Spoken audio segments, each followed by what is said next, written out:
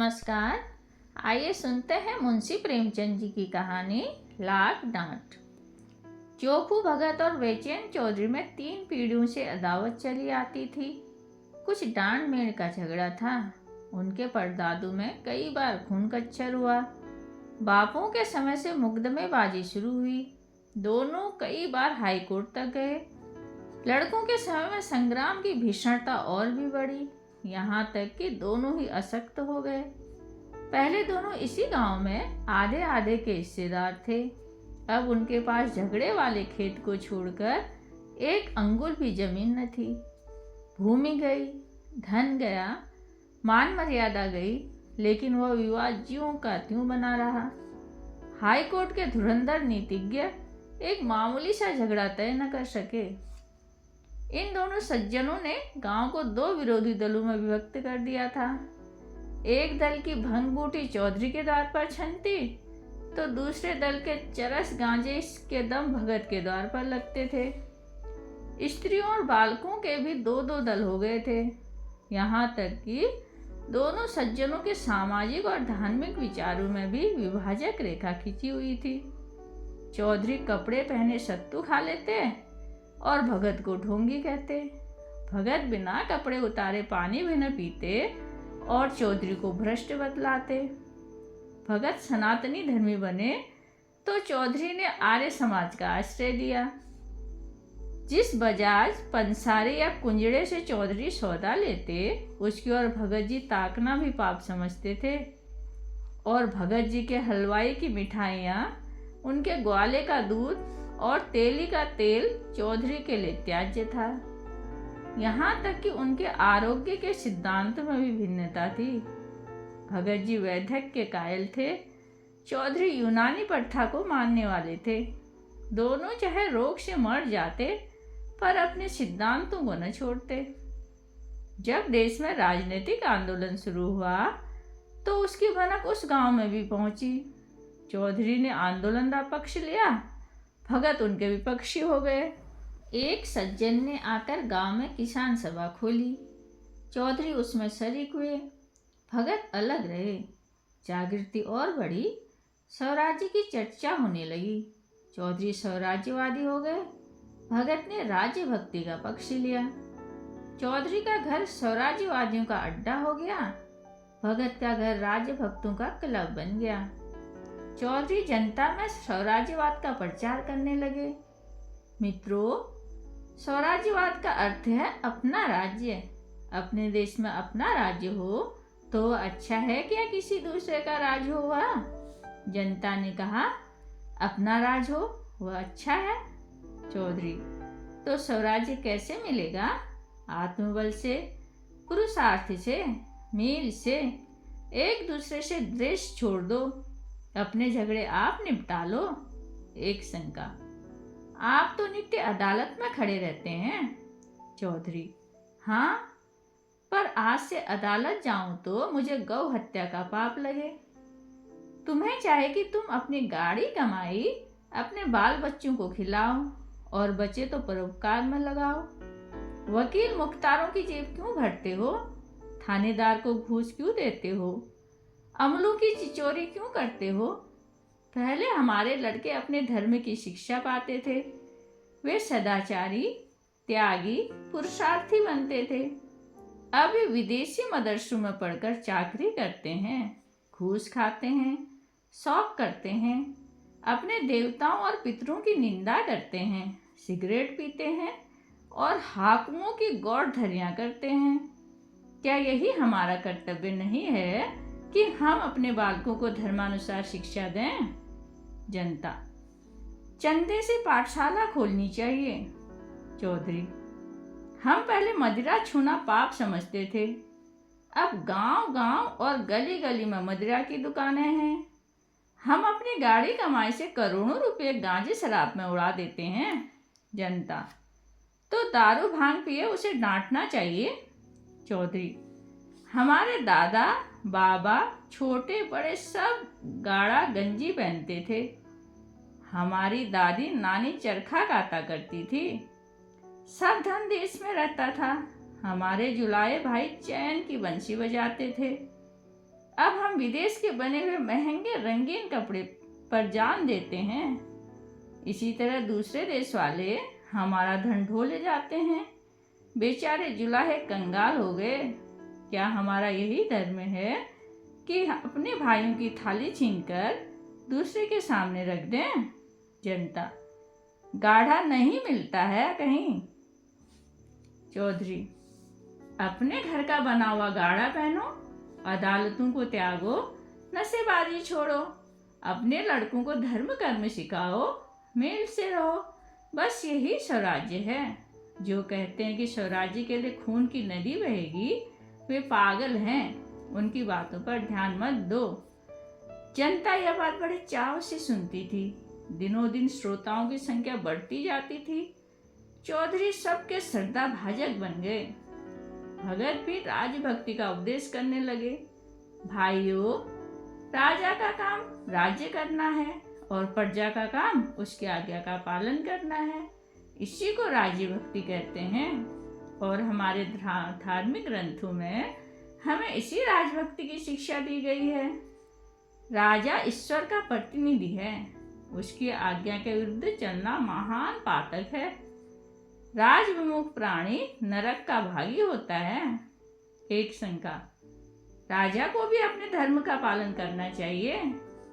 दूसरी शंका, हमारे राजा तो नाम के हैं, असली राजा तो विलायत के वनीय महाजन हैं। तीसरी शंका, वनीय धन कमाना जानते हैं, राज करना क्या जाने। भगत जी, लोग तुम्हें शिक्षा देते हैं कि अदालतों में मत जाओ, पंचायतों में मुकदमे ले जाओ। ऐसे पंछी कहाँ हैं जो सच्चा न्याय करे, दूध का दूध पानी का पानी कर दें। यहाँ मुंह देखी बातें होंगी। जिसका दबाव है उसकी जीत होगी, जिसका कुछ दबाव नहीं वो बेचारे मारे जाएंगे। अदालतों में सब कार्रवाई कानून से होती है। वहाँ छोटे बड़े सब बराबर हैं। शेर बकरी एक घाट पानी पीते हैं। इन अदालतों को त्यागना अपने पैरों में कुल्हाड़ी मारना है। एक शंका, अदालतों में जाएं तो रुपये की थैली कहाँ से आए। दूसरी शंका, अदालतों का न्याय कहने की है, उनके पास बने हुए गवाह और दाव पैच खेले हुए वकील होते हैं। उसी की जीत होती है। जो झूठे सच्चे की परख कौन करता है। हाँ, हैरानी अलबत्ता होती है। भगत, कहा जाता है कि विदेशी चीजों का व्यवहार मत करो। यह गरीबों के साथ घोर अन्याय है। हमें बाजार में जो चीज सस्ती और अच्छी मिले वह लेनी चाहिए, चाहे स्वदेशी हो या विदेशी। हमारा पैसा सेहत में नहीं आता कि भद्दी भद्दी स्वदेशी चीजों पर फेंके। एक शंका, पैसा अपने देश में तो रहता है, दूसरों के हाथ में तो नहीं जाता। दूसरी शंका, अपने घर में अच्छा खाना न मिले तो क्या विजातियों के घर अच्छा भोजन करने लगेंगे। भगत, लोग कहते हैं कि लड़कों को सरकारी मदरसों में मत भेजो। सरकारी मदरसों में न पढ़ते तो आज हमारे भाई बड़ी बड़ी नौकरियां कैसे पाते, बड़े बड़े कारखाने कैसे चलते। बिना नई विद्या पढ़े संसार में निर्वाह नहीं हो सकता। पुरानी विद्या पढ़कर पत्रा देखने और कथा बाँचने के सिवा और क्या आता है। राजकाज क्या वही पोथी बाँचने वाले लोग करेंगे। एक शंका, हमें राजकाज नहीं चाहिए, हमें अपनी खेती बाड़ी ही में मगन हैं, तो किसी के गुलाम तो नहीं। दूसरी शंका, जो विद्या घमंडी बना दे उससे मूर्ख ही अच्छा। यह नई विद्या पढ़कर लोग सूट बूट घड़ी छड़ी हैट कोट लगाने लगते हैं। अपने शौक के पीछे देश का धन विदेशियों की जेब में भरते हैं। ये देश के द्रोही हैं। भगत, गांजा शराब की ओर आजकल लोगों की कड़ी निगाह है। नशा बुरी बात है, सब जानते हैं। सरकार को नशे की दुकानों से करोड़ों रुपए साल की आमदनी होती है। अगर दुकानों में न जाने से लोगों की नशे की लत छूट जाए तो बड़ी अच्छी बात है, लेकिन लती की लत कहीं छूटती है।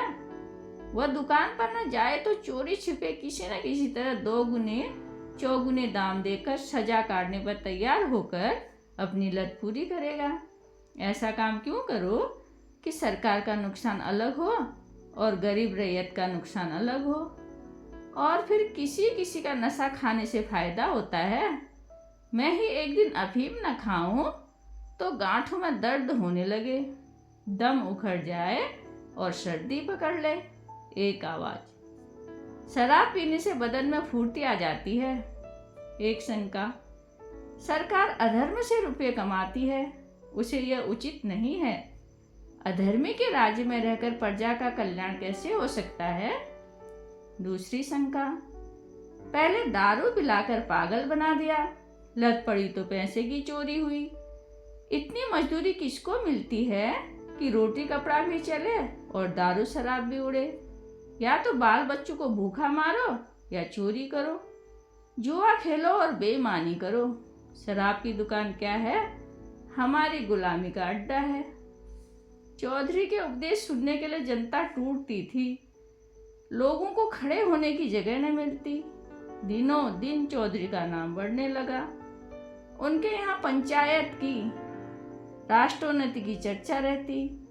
जनता को इन बातों से बड़ा आनंद और उत्साह होता। उनके राजनीतिक ज्ञान की वृद्धि होती। वे अपना गौरव और महत्व समझने लगे। उन्हें अपनी सत्ता का अनुभव होने लगा। निरंकुश और अन्याय पर उनकी त्योरियां चढ़ने लगी। उन्हें स्वतंत्रता का स्वाद मिला। घर की रुई, घर का सूत, घर का कपड़ा, घर का भोजन, घर की अदालत, न पुलिस का भय न अमलों की खुशामद। सुख और शांति से जीवन व्यतीत करने लगे। कितनी ही ने नशेबाजी छोड़ दी और सद्भाव की एक लहर सी दौड़ने लगी। लेकिन भगत जी इतने भाग्यशाली न थे। जनता को दिनों दिन उनके उपदेशों से अरुचि होती जाती थी। यहाँ तक कि बहुधा उनके श्रोताओं में पटवारी, चौकीदार, मुंदरिस और उन्हीं कर्मचारियों के मेले मित्रों के अतिरिक्त और कोई न होता था। कभी कभी बड़े हाकिम भी आ निकलते और भगत जी का बड़ा आदर सत्कार करते। जरा देर के लिए भगत जी के आंसू पुछ जाते, लेकिन क्षण भर का सम्मान आठों पहर के अपमान की बराबरी कैसे करता। जिधर निकल जाते उधर ही उंगलियां उठने लगती। कोई कहता खुशामदी टट्टू है, कोई कहता खुफिया पुलिस का भेदी है। भगत जी अपने प्रतिद्वंदी की बड़ाई और अपने लोक निंदा पर दांत पीस कर रह जाते। जीवन में यह पहला अवसर था कि उन्हें अपने शत्रु के सामने नीचा देखना पड़ा। चिरकाल से जिस कुल मर्यादा की रक्षा करते आए थे और जिस पर अपना सर्वस्व अर्पण कर चुके थे, वह धूल में मिल गई। यह दाह में चिंता उन्हें एक क्षण के लिए चैन न दिलाने देती थी। नित्य यही समस्या सामने रहती कि अपना खोया हुआ सम्मान क्यों कर पाऊं, अपने प्रतिपक्षी को क्यों कर परदलित करूं, उसका गरुड़ क्यों कर तोड़ूं। अंत में उन्होंने सिंह को उसकी मांद में पछाड़ने का निश्चय किया। संध्या का समय था। चौधरी के द्वार पर एक बड़ी सभा में उपदेश हो रहे थे। आसपास के गांव के किसान भी आ गए थे। हजारों आदमियों की भीड़ लगी थी। चौधरी उन्हें स्वराज्य विषयक उपदेश दे रहे थे। बार बार भारत माता की जयकार की ध्वनि उठती थी। एक और स्त्रियों का जमाव था। चौधरी ने अपना उपदेश समाप्त किया और अपनी गद्दी पर बैठे। स्वयं सेवकों ने स्वराज्य फंड के लिए चंदा करना शुरू किया कि इतने में भगत जी न जाने किधर से लपकते हुए आए और श्रोताओं के सामने खड़े होकर उच्च स्वर में बोले, भाइयों, मुझे यहाँ देखकर अचरज मत करो। मैं स्वराज्य का विरोधी नहीं हूँ। ऐसा पतित कौन होगा जो प्राणी स्वराज्य का निंदक हो। लेकिन इसके प्राप्त करने का वह उपाय नहीं है जो चौधरी ने बतलाया है और जिस पर तुम लोग लट्टू हो रहे हो। जब आपस में फूट और रार है तो पंचायतों से क्या होगा।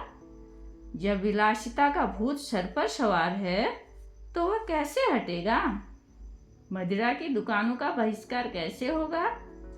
सिगरेट, साबुन, मोजे, बनियान, अंगी, तंजेब ये कैसे पिंड छूटेगा।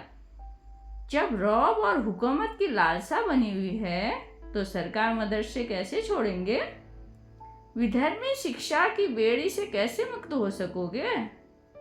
स्वराज्य लाने का केवल एक ही उपाय है और वह है आत्मसंयम। यही मोहशरी तुम्हारे समस्त रोगों को समूल नष्ट करेगी। आत्मा की दुर्बलता ही पराधीनता का मुख्य कारण है। आत्मा को बलवान बनाओ, इंद्रियों को साधो, मन को वश में करो, तभी तुम में भातृभाव पैदा होगा, तभी नशेबाजी का दमन होगा। आत्मबल के बिना स्वराज्य कभी उपलब्ध न होगा। स्वार्थ सब पापों का मूल है। यही तुम्हें अदालतों में ले जाता है, यही तुम्हें विधर्मी शिक्षा का दास बनाए हुए है। इस पिशाच को आत्मबल से मारो और तुम्हारी कामना पूरी हो जाएगी। सब जानते हैं मैं 50 साल से अफीम का सेवन करता हूँ। आज से अफीम को गौ का रक्त समझता हूँ। चौधरी से मेरी 3 पीढ़ियों से अदावत है। आज से चौधरी मेरे भाई हैं।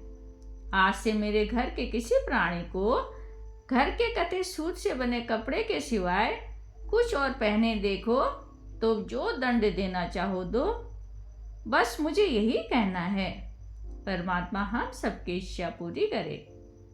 यह कहकर भगत जी घर की ओर चले कि चौधरी दौड़कर उनके गले में लिपट गए। 3 पुश्तों की अदावत एक ही क्षण में शांत हो गई। उस दिन से चौधरी और भगत साथ साथ स्वराज्य का उपदेश करने लगे। उनमें गाढ़ी मित्रता हो गई और यह निश्चय करना कठिन था कि दोनों में जनता किसका सम्मान करती है। प्रतिद्वंदिता की चिंगारी ने दोनों पुरुषों के हृदय दीपक को प्रकाशित कर दिया था। धन्यवाद।